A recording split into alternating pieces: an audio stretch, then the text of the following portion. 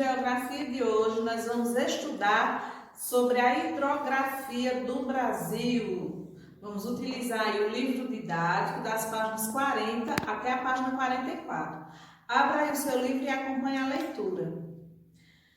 O que é hidrografia? É o estudo das águas de um determinado espaço, como as do oceano, dos mares, dos rios e dos lagos. Então, o que compõe a hidrografia são as águas, não é? Que são os oceanos, os mares, rios e lagos. E hidrografia é o estudo dessas águas. Os oceanos e mares são grandes extensões de águas salgadas que contornam os continentes.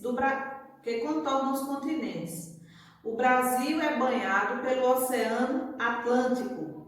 O litoral é a área de contato com as águas oceânicas. O Brasil tem uma imensa área litorânea, a costa brasileira, vai do Amapá ao Rio Grande do Sul. Os rios são correntes naturais de água doce que tomam a direção do mar, de um outro rio ou de um lago. As partes do rio são nascente, margens, afluente, foz e leito. Vamos observar as imagens aqui. Veja bem. Aqui nós temos uma imagem que retrata a hidrografia, não é? A hidrografia é o estudo das águas que compõem o nosso planeta. Oceanos, mares, rios e lagos. Aqui você tem uma imagem do oceano.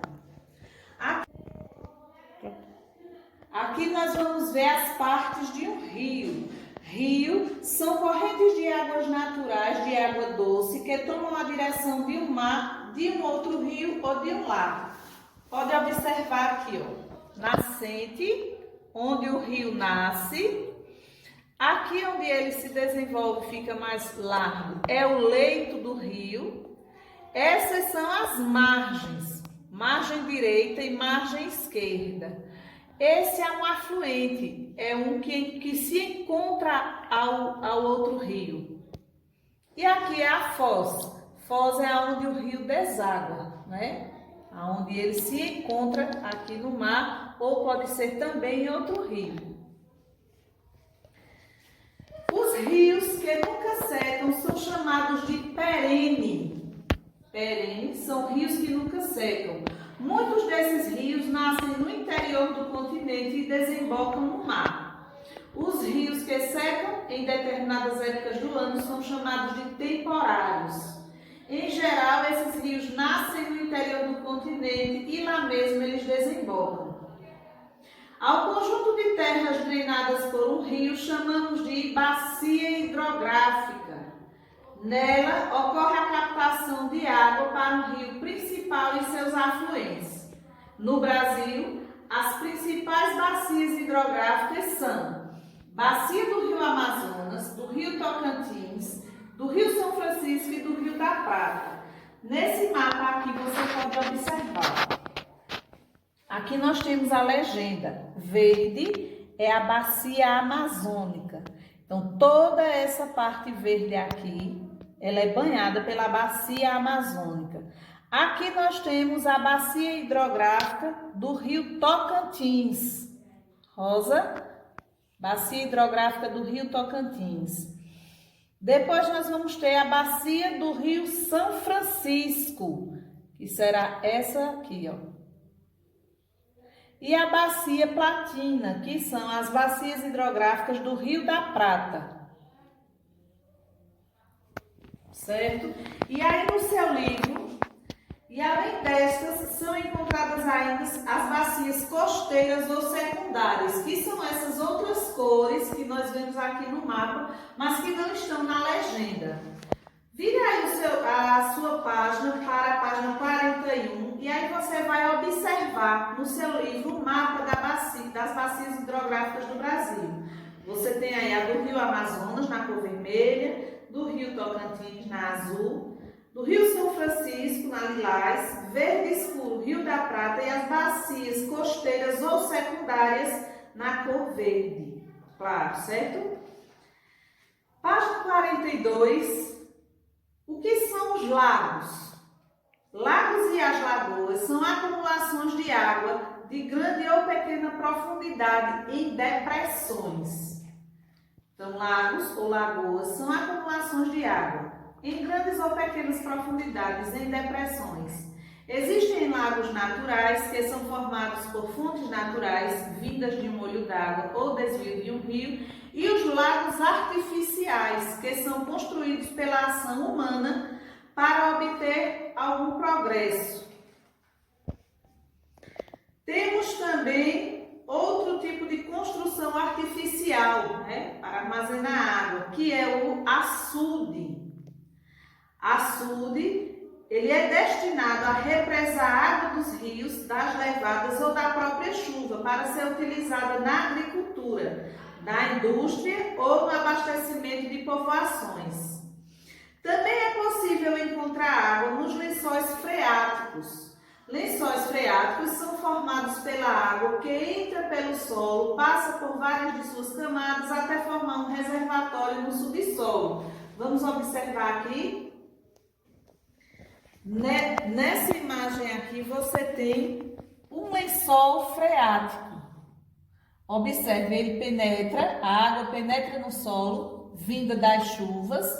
Então ela penetra, passa pela camada do solo até chegar a uma camada impermeável, que é uma camada rochosa. E aqui ele forma um lençol de água. Esses lençóis de água, geralmente, eles são extraídos por meios de poços artesianos, ou então quando ele encontra uma saída e ele desemboca em algum lugar. Né? Isso aí é o exemplo de um lençol freático. As várias camadas do solo pelas quais a água passa, dessa forma a água do lençol é considerada freática. Potável, ou seja, no lençol freático ela passa por várias camadas do solo e ela, como uma forma de filtrar, né? Ela vai filtrada, chegando a essa camada impermeável, formando esse lençol. Por isso ela é chamada de potável. A água potável é aquela que é própria para o consumo humano. Por isso, os lençóis freáticos são importantes e muitas vezes são a única forma de se obter água em determinados locais. A forma mais comum de se obter água de um lençol é abrindo um poço artesiano, como esse que Tia mostrou, e construindo cisternas. Né? Há uma preocupação constante com os lençóis freáticos, porque eles podem ser poluídos pelo uso incorreto de agrotóxicos na agricultura e pelos resíduos da mineração de algumas atividades industriais. Página 43, nós iremos dar início ao nosso exercício. Então, só para revisar, você tem aqui as partes de um rio, que é nascente, leito, margens e a foz, onde ele deságua. Aqui você tem, observando também no seu livro, as principais bacias hidrográficas do Brasil, que são a Bacia Amazônica, do Tocantins, São Francisco e a Platina. Aqui você tem nessa imagem o exemplo do litoral brasileiro, né? Que ele é bem extenso. E aqui você tem a imagem representando o que é um lençol freático e quais as formas de se obter água vinda desses lençóis. Faça a leitura de todo o conteúdo no seu livro e vamos agora para o nosso exercício. Observe as características apresentadas abaixo e pesquise. Escreva a resposta correta. Parte do oceano que banha os continentes. Água própria para o consumo humano. Você vai colocar o nome, vai fazer a sua pesquisa no seu livro didático, né? Vai ler o conteúdo e vai encontrar qual é a parte do oceano, como é que a gente chama a parte do oceano que banha os continentes. Como é chamada a água própria para o consumo humano? Um lago pequeno, como é chamado um lago pequeno? E um corpo hídrico artificial. corpo hídrico artificial, são esses que nós acabamos de ver, né? São aqueles construídos pelo homem para o reservatório de água. Lendo o conteúdo, você vai ver aí o exemplo de alguns. No segundo, complete as frases utilizando o grupo de palavras dos quadros. Você tem aí letrinha A e letra B e 2 grupos de palavras. Você vai ler a frase, completar, deixando ela com sentido. Rios, correntes e riachos. E no outro quadrinho, oceanos, salgadas e mares. Os e são de água que vão em direção ao mar ou a outro rio. Quais são as águas que vão em direção ao mar? Letrinha B. Os e são grandes extensões de água que contornam os continentes e o Brasil é banhado pelo Oceano Atlântico. Qual é a água que contorna os continentes? Terceiro, observe as fotos a seguir e identifique os objetos de estudo da hidrografia que estão sendo representadas. Nós vimos que a hidrografia é o estudo das águas, não é? Mares, oceanos, rios, lagos e lagoas. A primeira imagem retrata o quê? Um mar, um oceano, um lago ou uma lagoa. Veja o que a imagem demonstra e coloque o nome abaixo. Você vai responder nas 4 imagens seguintes. E aí nós vamos para a página 44, onde você, no quarto quesito, vai observar e vai colocar o nome correspondente a cada parte de um rio, né? Observe a ilustração, localize as partes de um rio, escrevendo o nome em cada um no lugar certo. Quinto, em sua opinião, qual é a importância dos açudes para as regiões mais secas, como na região Nordeste? Escreva abaixo.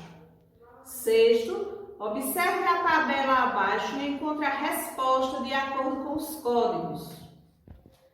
Na letrinha A, você tem aí B1, A3 e A2. B1, qual é a sílaba que está em B1? Pé. Em A3, Ré. E A2, Nes. Então, você vai trocar esses códigos pelas sílabas correspondentes e vai responder, tanto na letra A quanto na letra B. No sétimo, faça uma pesquisa e responda. Qual é a origem do nome do Oceano Atlântico? B. Qual é a maior bacia hidrográfica do planeta? C. Qual é o principal rio da bacia hidrográfica do Rio São Francisco? E na letrinha D, como também é conhecido o Rio São Francisco? Nesse século você vai realizar uma pesquisa e vai responder, não é, da letrinha A até a letrinha D. Então, conclua aí sua atividade, faça a leitura de todo o conteúdo, manda para mim para que a gente possa realizar a correção e esclarecer as dúvidas. Um beijo, um bom fim de semana, nos veremos no próximo vídeo.